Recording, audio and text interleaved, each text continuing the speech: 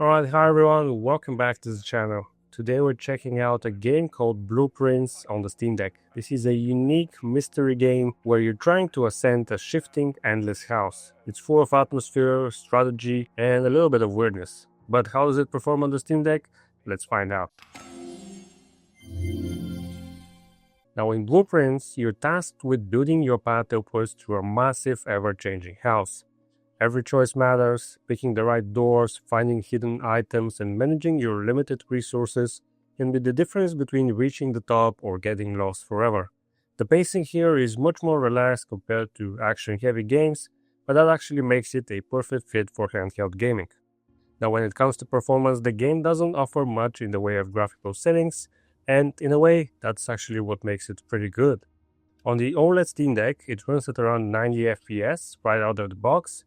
However, it's not completely stable, it's not locked 90. Depending on how large or complex the area or the room you're in, you might see dips down to about 70 FPS.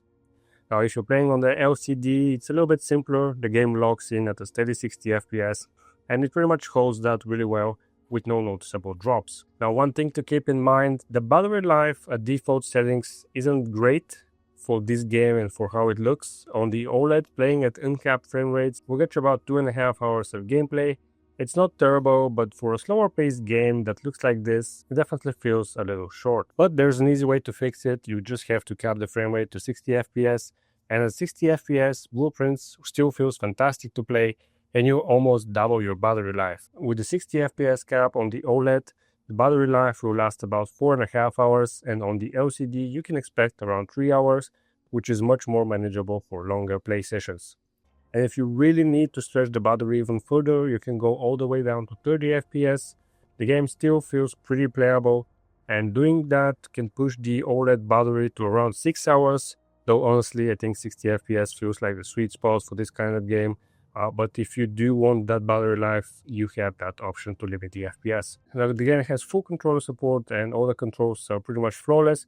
Everything works right out of the box and all button prompts are correctly displayed. Now at the 60 FPS cap, the OLED Steam Deck stays pretty cool and pretty quiet too.